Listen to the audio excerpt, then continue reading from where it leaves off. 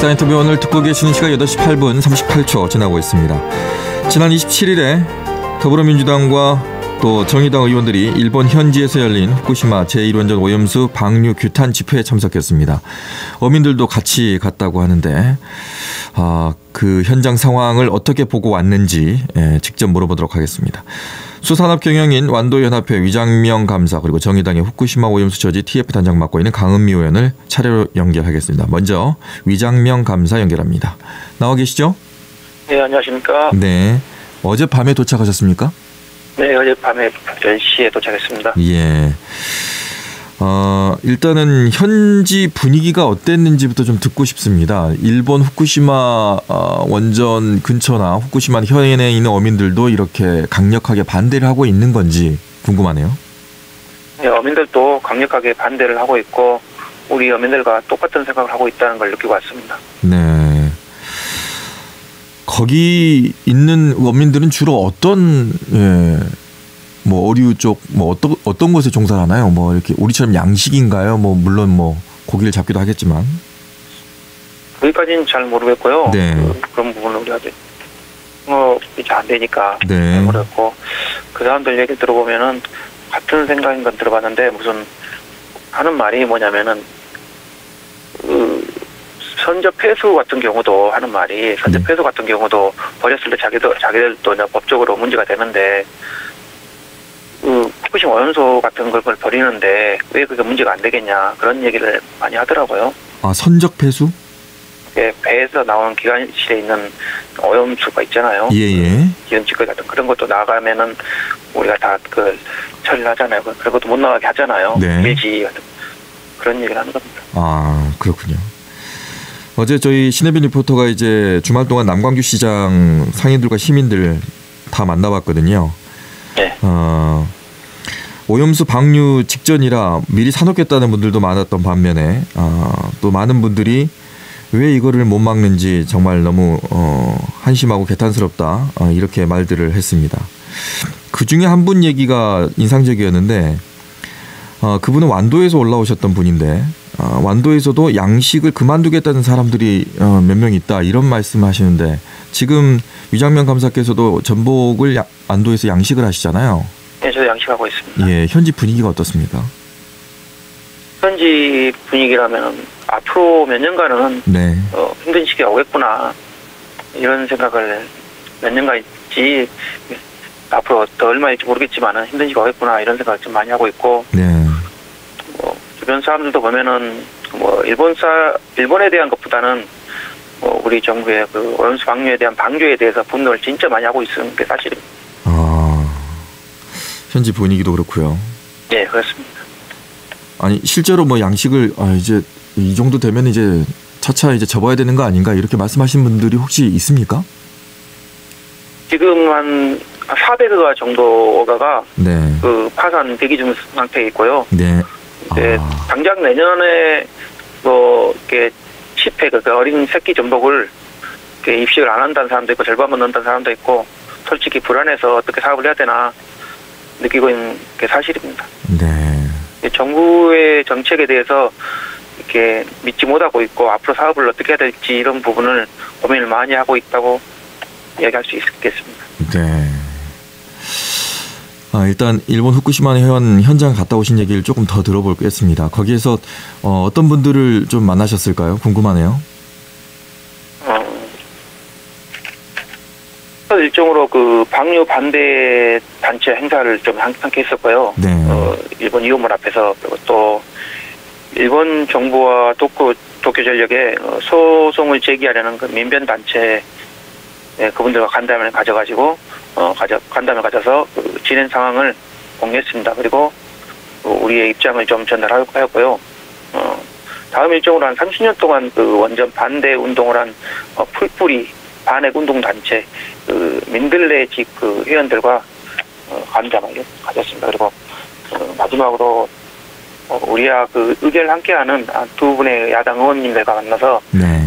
현재 일본의 정가의 그 심각한 고민을 좀 들을 수 있었습니다. 중국에서 이렇게 전면 수입 금지를 한 이후에 그 농수산부 장관이 상당히 그거에 대해서 생각을 못했다는 이런 의견도 들었습니다. 네. 한국이 이렇게 불안해하고 걱정해하고 있다는 것에 대해서도 일본의 내부에서 좀 인식을 하고 있나요? 네, 우리 한국에서도 이렇게 이런 부분을 상당히 특히 야당이나 어민들이 상당히 이런 부분에서 반감을 가지고 있다는 것을 야당 의원들도 상당히 알고 있고 네. 언론을 통해서 알고 있고 그러면서 우리 야당과 우리 한국 어민들과 해서 연대해서 뭐 어떤 일을 추진하자 이렇게도 이야기하고 있었습니다.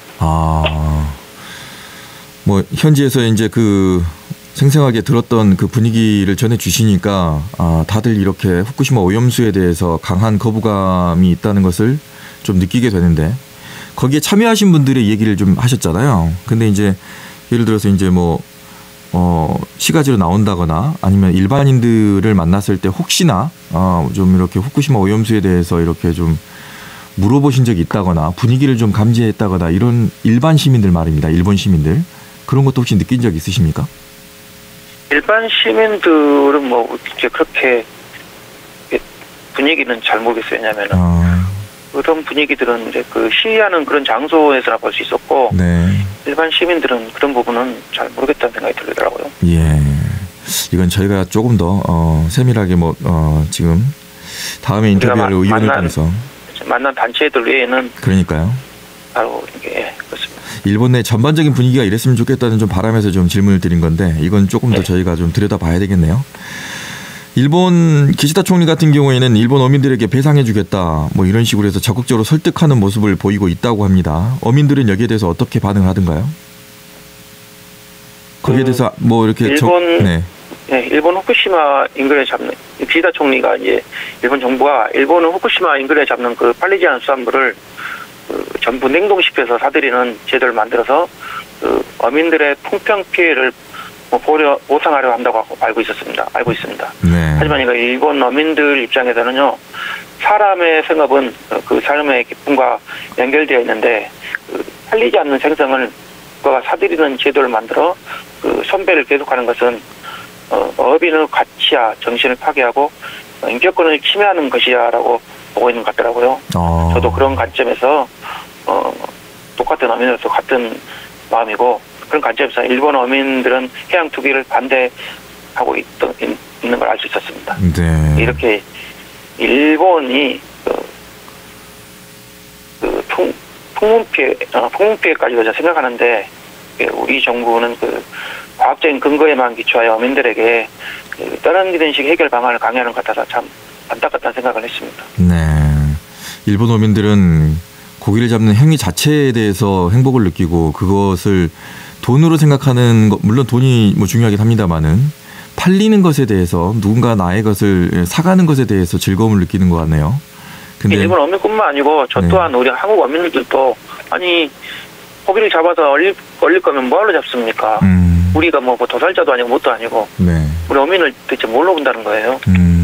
똑같은 입장이죠. 일본 어민이나 한국 어민이나 같은 어민으로서 이게 우리가 생선을 잡든 고기를 잡든 전복을 키우든 그걸 키워가지고 맛있게 먹어주는 소비자들을 그런 부분을 보면서 우리 행복을 느끼고 삶에 그런 걸 가지고 삶을 영위하는 거 아니겠습니까? 행복을 느끼면서. 네. 근데 그런 부분이 없다면은 의미가 없는 삶이라고 할 수 있겠죠. 네. 하다못해 일본은 잡아온 것을 얼려주기라도 하겠다고 하는데 우리 정부는 그것마저도 없습니까? 그것마저도 없이 그냥 과학적인 근거가 안전하다 이렇게만 당기니까 우리한테 모든 해결 방안을 강요하는 같은 거죠. 네. 2천억 원 이렇게 또 예산을 만든다 하는데 그 예산은 또 어디다 올 것이며 그 예산이 한 번에 올 것인지 또 계속 올 것인지 그리고 또 그 예산을 계속 쓴다면은 국민들은 그걸 좋아할 것인지 참 그 부분이 의심스럽죠. 어민들이 우리도 그렇게 오는 예산에 대해서 반갑지는 않습니다. 네. 왜 일본이 벌쳐진 일에 대해서 우리 국민들의 세금을 써서 그렇게 하는지 그렇지 않습니까? 네. 일본에다 받는다면 또 모를까? 네. 그런 부분이 좀 안 맞다고 생각을 합니다. 이게 자꾸 이제 비슷한 사례로 좀 오버랩이 좀 되네요. 강제징용 피해자들에 대한 배상을 일본에 청구해야 되는데 제3자 방식으로 우리가 먼저 배상해 주겠다고 하는 거랑 좀 비슷한 느낌도 좀 들기도 하고. 그런데 그런 것도 오버랩된 것도 있을 수 있는데 네. 또 그런 어쨌든 이 부분 또 그렇다고 말할 수 있겠습니다. 정부에 요청하고 싶은 게 있으시다면요? 정부가 우리 어민을 계속 외면한다면은 뭐 좋습니다. 뭐 요즘 그런 생각 오늘 그런 생각도 들더라고요. 어민으로서 뭐 거친 파도에 바다에 빠져 죽나 사업에 도산에 죽나 뭐 죽는 건 매한가지입니다.